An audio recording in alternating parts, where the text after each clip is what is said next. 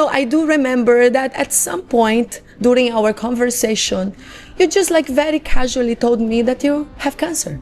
And you just came from the US and you had like a bunch of, treatments that you went through there. Yes. And then you're back and you're like, have a lot of things that you're getting involved to, going back to work. Yes. And I was really mesmerized with how energetic you were and how casual you were about telling me like something that's so, that's so heavy. Yes. Like, I just wonder at that moment, like, wow, how do you do it? Well, with a lot of faith, with a lot of, I'm always inspired by something. And just because I've been through so much, it doesn't stop me from living life. In fact, it makes me live life even more.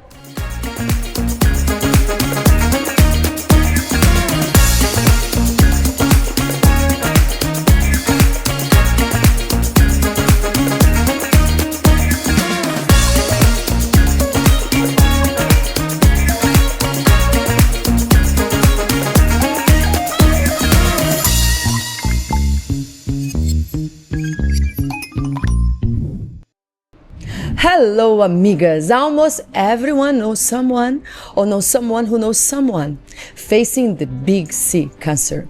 It's a word that can feel heavy, but behind it are also stories of courage, resilience, and hope. Today's podcast is not about fear or the disease itself. It's about the strength to keep going, to keep living, and to find meaning even in life's hardest moments. Because sometimes bravery is simply choosing to show up for life, no matter the circumstances. I personally know not just one, but many people walking this journey. And I often ask myself, what drives them to keep living fully despite the unknowns of tomorrow, despite the challenges they carry quietly every single day? Our amiga today is someone who answered that question for me through the way she lives. She inspires me to be present, to be intentional, and to embrace life fully. A woman, a mom, a friend, the life of the party, a survivor, and a true role model. Maybe not yet cancer-free, guys, but absolutely full of life, strength, and an inspiration to everyone that she touches their lives. Please join me in warmly welcome my dear amiga, Ana Amigo. Ana, welcome to Amiga's podcast. Thank you so much. That was a wonderful introduction, inspiring and just so full of hope. Yes, Thank I'm so you, glad. Pri. You know Thank what, you. Anna, when I met you maybe 4 or 5 years ago? Yes. I can't really recall the exact date, but I do remember that we're like kind of freshly coming back from the pandemic. Yes. And you were so like alive. And I love your personality. Aside from you, very pretty, super beautiful. I'm getting prettier because you're beside me. Thank you. But I do remember that at some point during our conversation, you just like very casually told me that you have cancer. And you just came from the US and you had like a bunch of, treatments that you went through there. Yes. And then you're back and you're like, have a lot of things that you're getting involved to, going back to work. Yes. And I was really mesmerized with how energetic you were and how casual you were about telling me like something that's so, that's so heavy. Yes. Like, I just wonder at that moment, like, wow, how do you do it? Well, with a lot of faith, with a lot of, I'm always inspired by something. And just because I've been through so much, it doesn't stop me from living life. In fact, it makes me live life even more. Like, I appreciate even the little things in life. So I think because of that, and I know, this sounds depressing, but it's not. I feel like because I know our days are numbered, I know how to take care of it. Because I've been through it, I know when, gosh, okay, is it today? Is it tomorrow? Will I be here? Will I be staying? So it just emphasized to me how important it is to really stay in the moment, to enjoy the moment, to just live fully. And like with me, I have two big reasons, and you know them. Yeah. I have two big reasons to stay alive and live fully, and that's rain and sight. Yeah, those are the two super good looking kids of Anna. And just to give like a background of who Anna actually is a PR manager for a lot of very well-known brands in the country. And she's always the one who organizes the best events and parties. That's why I was like, every time I see you in an event, and sometimes I hear from you like, Pri, I just came from this treatment, or Pri, tomorrow I have this other treatment, I need to travel, I'm going to the US. And I'm like, oh my gosh, you don't look sick at all. You look like you're just like 100% full of health. Yeah. But you have to fool yourself, and you have to fool the disease. You have to tell them, well, I'm bigger than this disease. But was it always like that? How did you feel? How were you emotionally when you first heard and learned about your condition? When I first was diagnosed, it took a while because it's a rare disease. When my doctor finally figured out what I had, my children Rain was young. She was maybe 2, and Sai was maybe just maybe 8 months, maybe not even. I think he was just born. So I could hear them while the doctor was talking about me and what's happening to me and all these things. And the only thing I remember thinking is like, can you just tell me? Like, I always want people to just tell me the truth. Like, give me a time frame so that I can adjust to things. So of course they were telling me, we can help you manage this disease. And thank God it's been managed, or it's being managed rather, although I've had some things happen because of it. Do you mind to share how long it have been going? I was diagnosed with a blood cancer called polycythemia 22 years ago. Oh my God. And then I lived with it for about 10 years until I lost my liver because I had a really rare blood clot in my hepatic vein, and that caused my liver to fully fail. And I was actually on vacation in the States with the kids when this happened. And so I stayed in the hospital for 7 months. It was the best and the worst of times. Wow. I saw how great humanity is, even though I was going through so much pain and uncertainties. There was a lot of uncertainties because, I was very, very sick. They didn't know if I would make it or not. Oh, wow. And your kids are like, what, 2 and... they were older now. Rain at that time was maybe 11 and Sai was 9. Still. But they had seen me kind of, throughout the years, like in and out of the hospital. So it was kind of normal, obviously, because their mom was sick, and so they'd have to accompany me to the hospital, but never to that point where, you don't know if you can make it tomorrow. If I have tomorrow That's or not. heartbreaking, Anna. Like, how are you emotionally? Like, in that point when you find out, have your 2 kids, I'm assuming someone else was with you at that moment? My sister was there, my mom, thank God. How were you emotionally? Like, how did you make through that? Like, what was going through your mind? It was really hard, obviously. I was in and out of the ICU. But I've always been a positive person, and I gravitate towards positivity. So I'm always thinking, like, even the doctors, the nurses, I became friends with them. So I always felt like there was this community around me, which really, really helped me. And people were praying for me. I'm so thankful for that. My faith grew even more. Wow, amazing. I know sometimes people are like, but I really think I saw Jesus and his angels. Was that like the turning point where you said, okay, I'm going to fight this? Or is there like another moment in your life? So there was a turning point. The first month that I was in hospital, I was struggling with like control. Like I've always been a person, as you know, like busy doing things, always making sure everything's okay. So the first month was a struggle for me because, when you don't know what's happening, right? That's what I fear, is the unknown. Okay. Then I realized, what?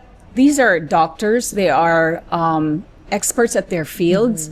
I've got good nurses here. So I think I'm just going to let everybody be and let them do whatever they need to. And then, of course, I lifted up how I felt to the Lord.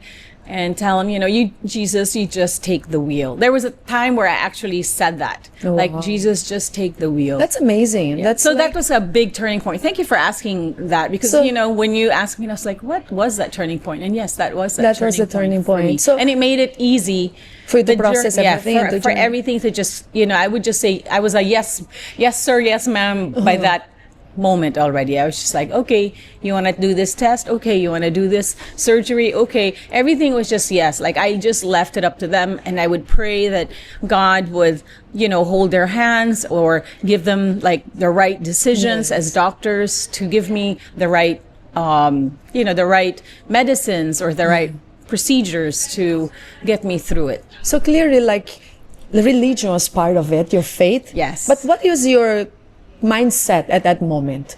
If you can enumerate, like, how are you thinking? Like, okay, I'm gonna hold into what exactly? You mentioned your kids, you mentioned Jesus. My kids were really a big thing because they were still young, and I knew I had to fight for it.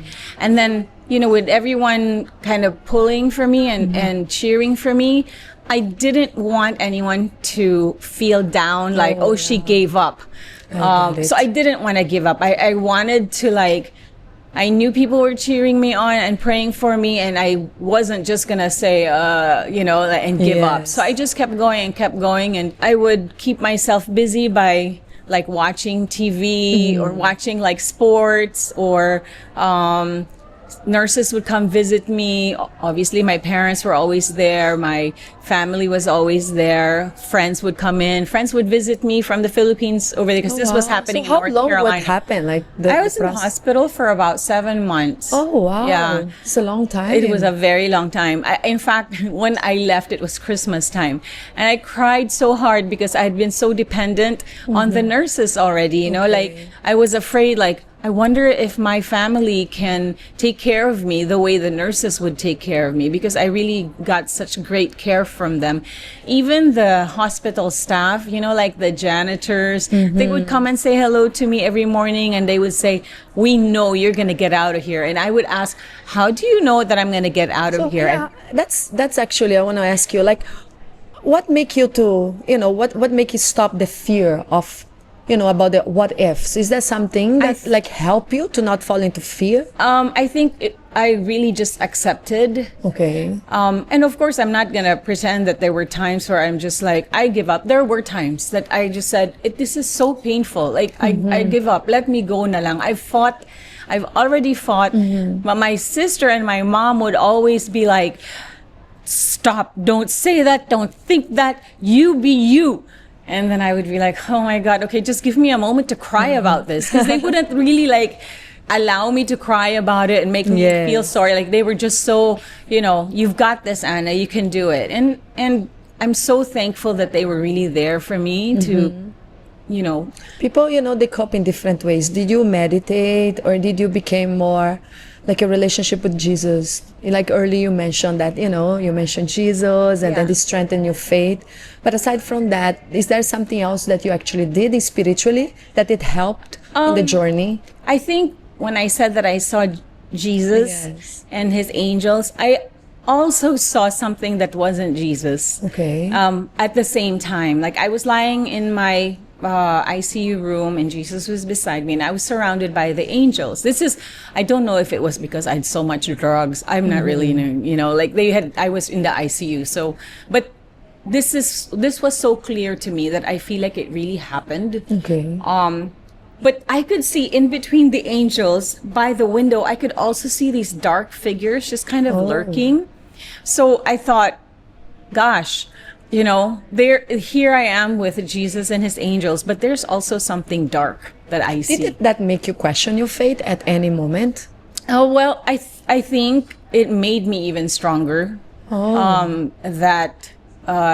Knowing that Jesus was holding my hand. So, like, I really felt like, okay, I'm gonna get through this. Wow. I'm gonna get through this. And just that moment, whether it really happened or not, really made such a impact on how how the rest of the stay in the hospital was for me. Yeah. And even the doctors, there was one doctor that would say, Anna, whatever it is that you guys are doing, we see that you're different from the other patients here. Wow. They saw, like, we would have a table full of food for nurses and whoever would come and visit. And in the States, they're not really used to. They're not really right? like yeah. So at first, the nurses would be like, oh, that looks really good. And I'm like, yeah, we prepared that for you. My sister would, Yes. make sure there was always something so for nice. everybody there.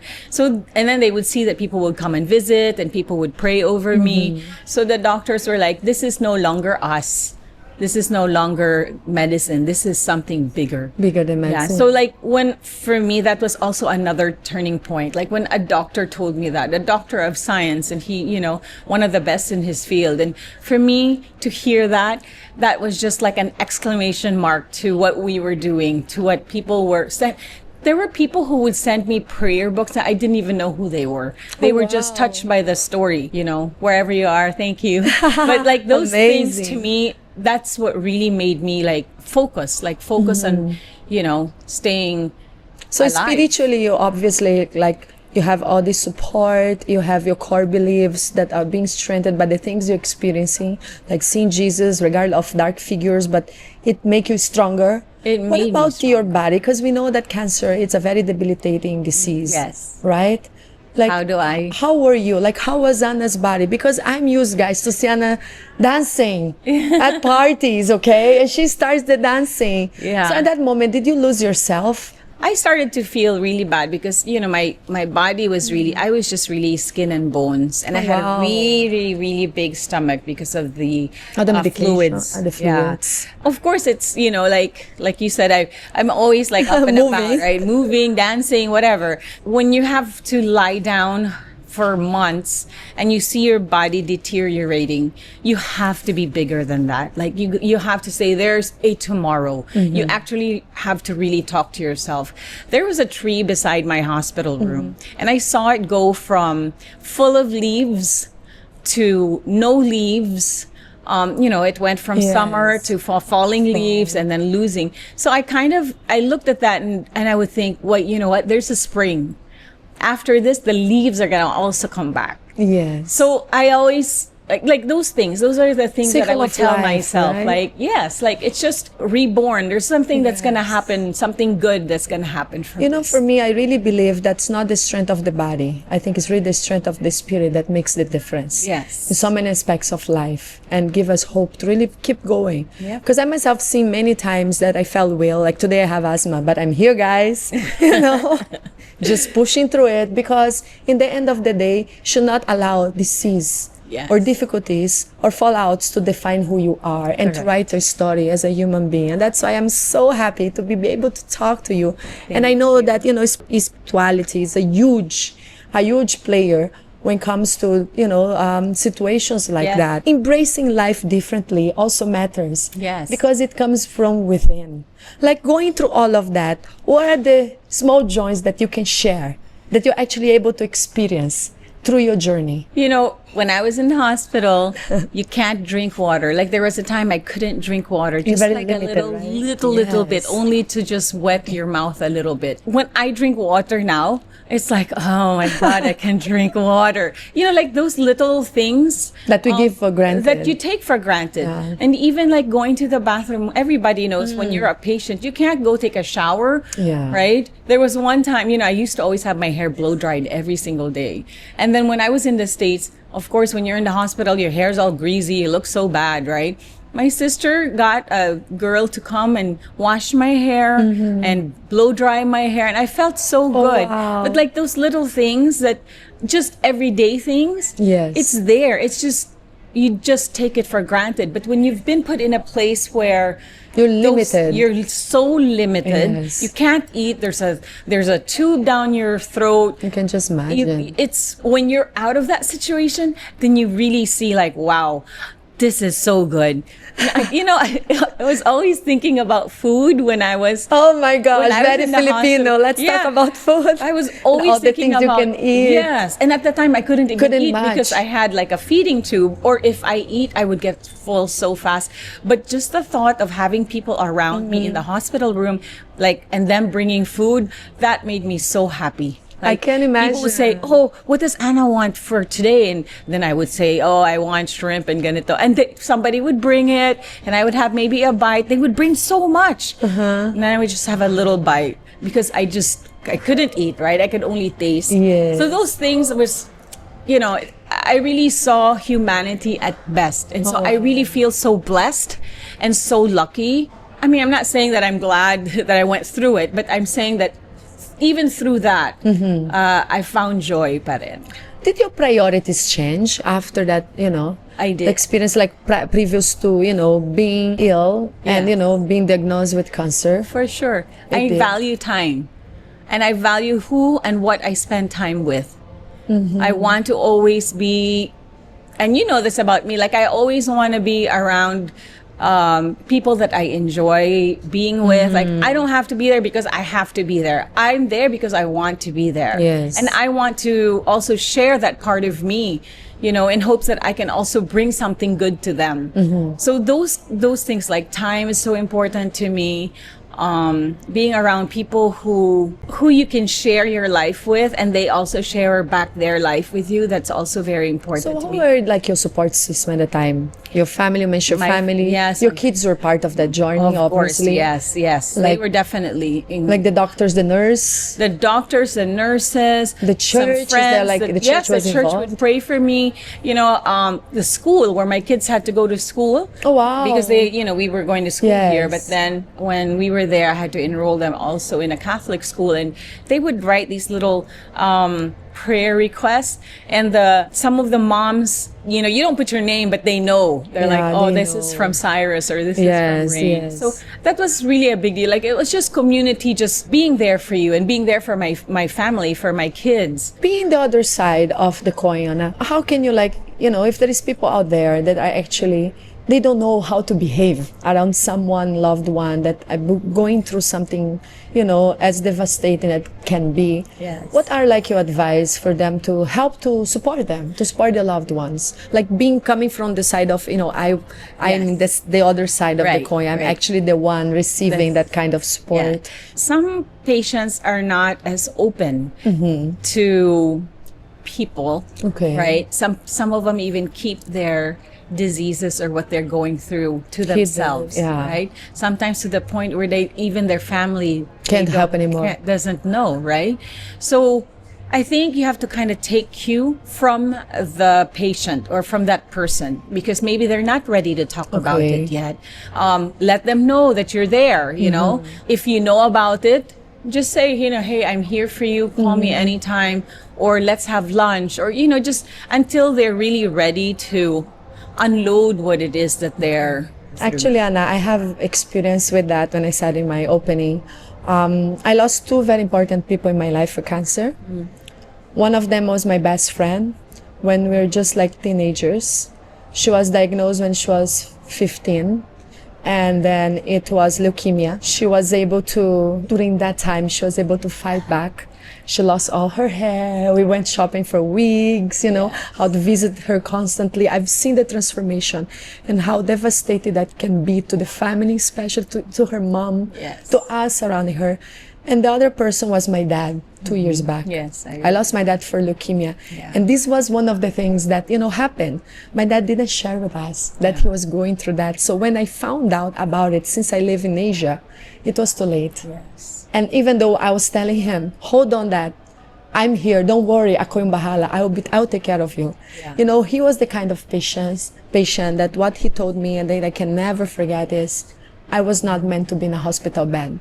I'm going on my own terms. Is there a moment in your life that you actually cross your mind to go your own terms, or to not be here to go through it all? I always want to see what the other person feels. So I never really looked at things from my point of view. I always looked at things how Rain and Sai would feel. It was easy to give up. It was really so easy because it was so painful that I know if I gave up, I knew my body would also, and everything else would give up. But I had something to fight for. That thought, actually, the very few times that crossed my mind where I'm going on my own terms. I think I told you I like a a Girl Scout. I follow orders very well. Yes, just early siya na was telling you, you know, Pri, I'll follow your lead. And I was telling her, Hannah, this is just a friends conversation or casual conversation. Just follow each other's lead. And she was telling that, no, I'm a Girl Scout. I follow the lead. Yeah, so that's me as a person, you know. It's like, okay, this is what I have to do right now, so I'll just focus on this. So I think I've never been the, you know, no man is an island, or I'm an island on my own.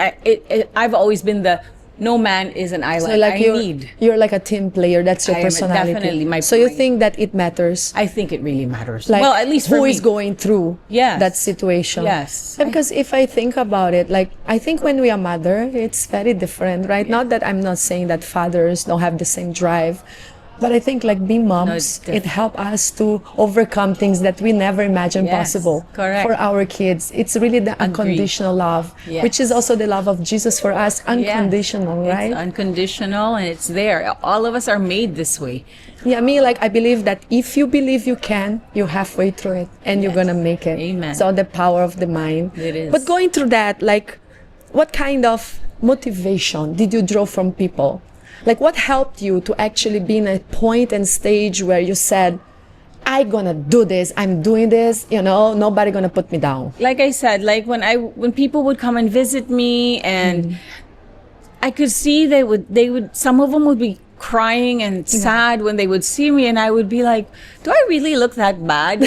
You know, and my sister had a sign outside our hospital. Really? I didn't know until after, but she had a sign that says, please do not cry. I like that. So but people would come in and they would cry, and I'm like, when they read that, they cry already. Like, why are they crying? I can do this. And they would like, you know, like, I knew they were thinking things like, oh, I'll never see her again. You know, of course, they told me that after I was well. They were like, Anna, we really didn't think you would make it. Okay. You know, they would come and say hello to me, but in their head, they were coming to say goodbye to me. Oh, wow. But I didn't also allow myself to believe that I was that sick, even if I knew that I was. Okay. Like, and just the way they treated me, I thought I felt so special because, you know, the technicians, the nurses, they were just so caring, and they knew I was kind of like a baby also.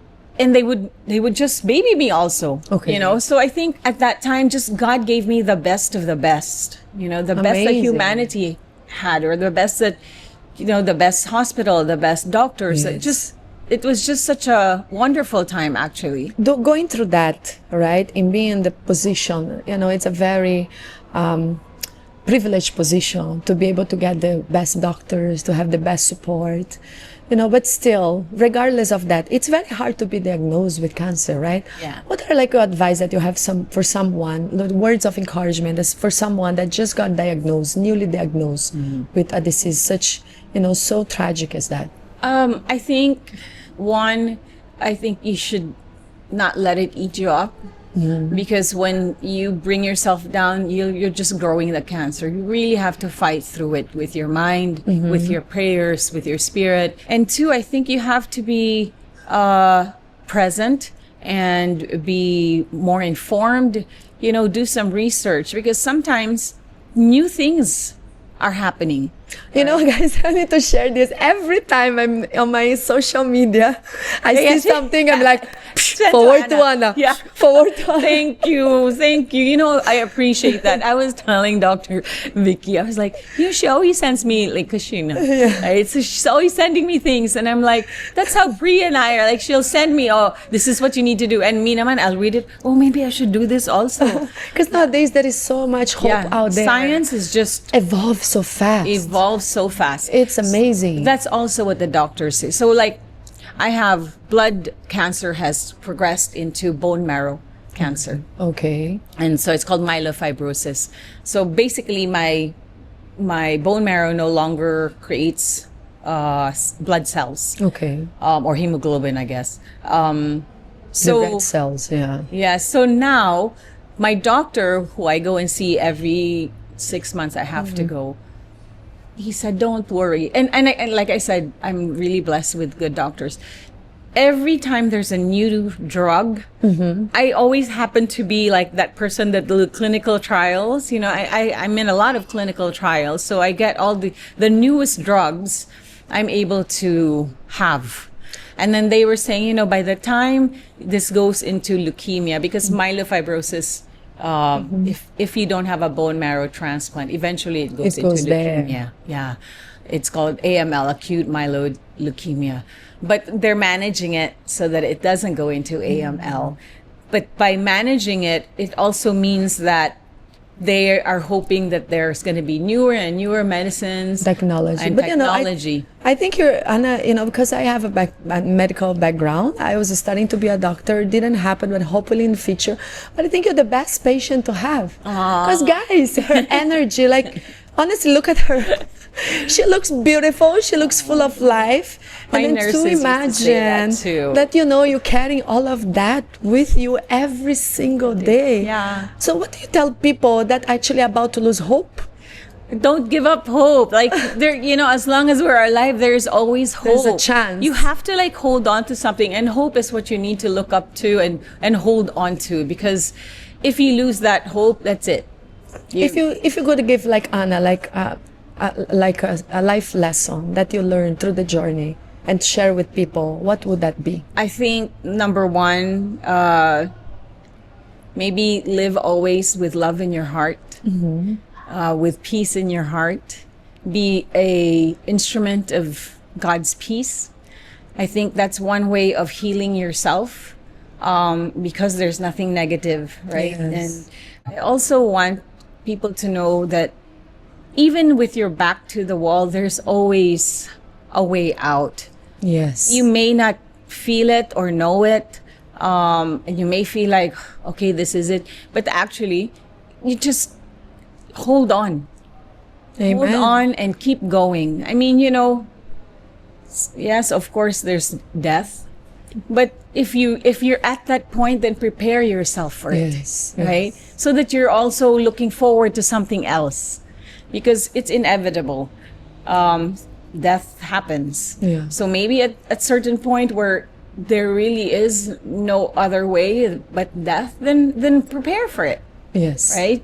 And then think about how maybe your children or your family, all those things that need to be fixed, whether it's legally or all your properties or whatever it is, like just prepare it so that you're still also at peace. And that once you've left the world, then nobody has to fight about anything. Yes, you know, you that's also left it at true. peace, right? So like those things, like just prepare, because that's... You know, one of the things, Anna, that I remember of my dad when he brought the news, actually, he was rushed to the ICU. It was really bad already, stage 4. He had no red cells whatsoever. They need to give him 12 bags of blood Yeah. to keep him alive. Yeah. And I noticed on him is that he was so ashamed of the condition. He was? He was so ashamed of having that. And that broke my heart. Because the way I think, Anna, is, you know, scars are a remembrance of the things that try to destroy you. Yes. But if you make through it, they're actually something to be proud of and to Correct. share to the world. And Yes. I'm always so amazing how open you are and how vocal you are about telling people and sharing with people the journey that you're still going through. Yeah. Because guys, Anna is not cancer-free, how she said. But oh my gosh, every time I look at her, I just see light. I just really see light, Anna. Thank you. And you know, I'm really like so in awe with all the things that you're still accomplishing, the legacy you're leaving behind. Yes. Which is really what makes all the difference.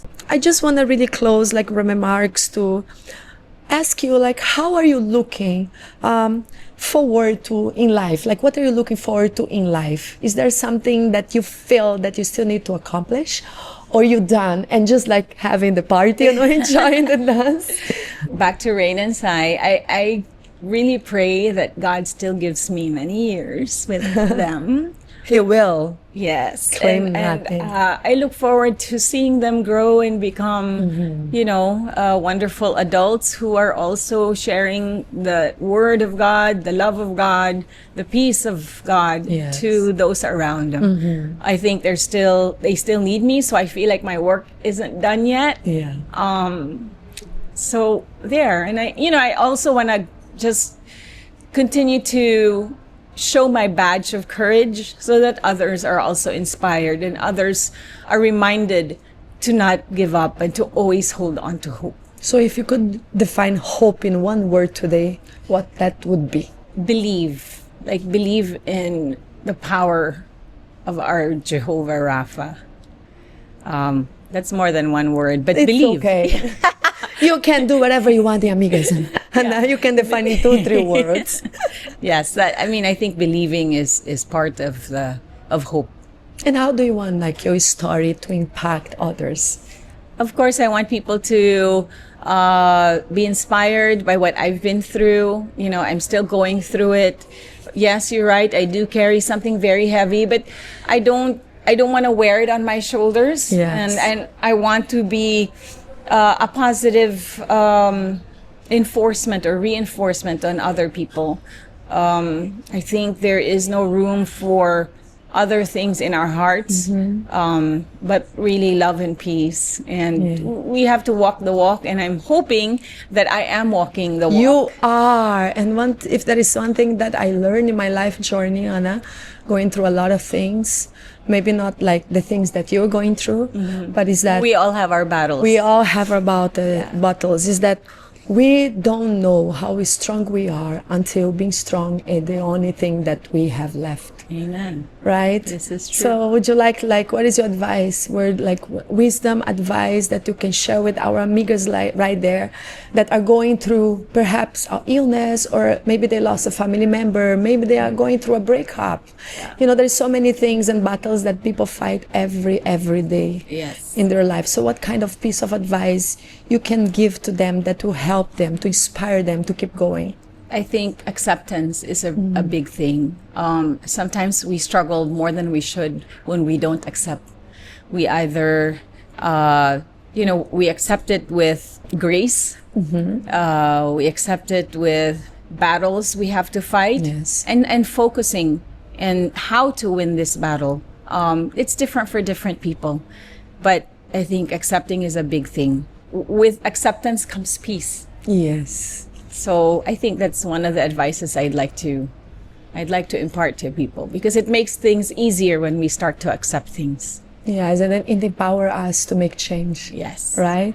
Because when we accept, the situation and we can identify the problem, then we can become the solution. Correct. Exactly. Oh, well, as we close today's conversation, amigas, I just want to remind everyone listening, being cancer-free is a blessing, but being cancer mentality-free is a victory of the soul. Illness may touch the body, but it does not get to define your spirit unless you allow it to. Every single day you wake up is a gift from above, a new chance to love, to laugh, to try again, to live with intention. No struggle, no diagnosis, no label should ever make you feel like your life is smaller or your future is sealed. Your story is still being written. So draw strength from what truly matters, of course, from God, from your family, from the friends who hold your hand, from the people who remind you who you are and when you forget. We are never meant to walk hard roads alone, just like Anna. Asking for help is not weakness, it is courage. But also remember, the first person who must choose to fight for you, it's you. You are not a stigma, you are never a burden, you are not a lost cause. You are a living, breathing testimony of resilience. And if you're listening today while facing something that feels like a death sentence, whether it's illness, heartbreak, or life's unexpected storms, please know this. As long as you are here, there is purpose, there is hope, and there is still beauty waiting for you. Keep going, keep believing, keep living. Your life still has meaning, and your story can inspire someone else to hold on, just like Anna's stories is doing right now. One day, one breath, one brave step at a time. Once you choose hope, anything is possible. It is. So, amigas, thank you so much for watching us, for listening to us in Amigas podcast. Thank you so much, Anna, for joining us. Thank you so much. And Pri. today we're talking about something that may be very devastating to everyone out there. But just remember that once you believe that you can, you're just already halfway through it. So Amigas, keeping pushing, because one day at a time is the way we win the battle. And of course, I cannot not mention this beautiful place that is the home of Amigas podcast, this season 2, Kenneth Kombopwe showroom here at the heart of BGC. Anna, how did you find the place? I love it. I love this place. It's beautiful. Yes, so beautiful. Oh my gosh, every time I'm here, I feel like shopping. Yeah. Okay. You know, such beautiful pieces. Beautiful pieces. I was just talking to my best friend. I said, you better start buying stuff here for your place. Yes, I will. Definitely for my new home. Okay, so thank you so much to Kenneth Kombopwe showroom for being the home of Amigas podcast. And see you again next week. Every Saturday at 7 p.m. we have a date here at the home of Amiga podcast for the season 2 Kenneth Kombopwe showroom. Bye bye, Amigas. See you next time. Bye.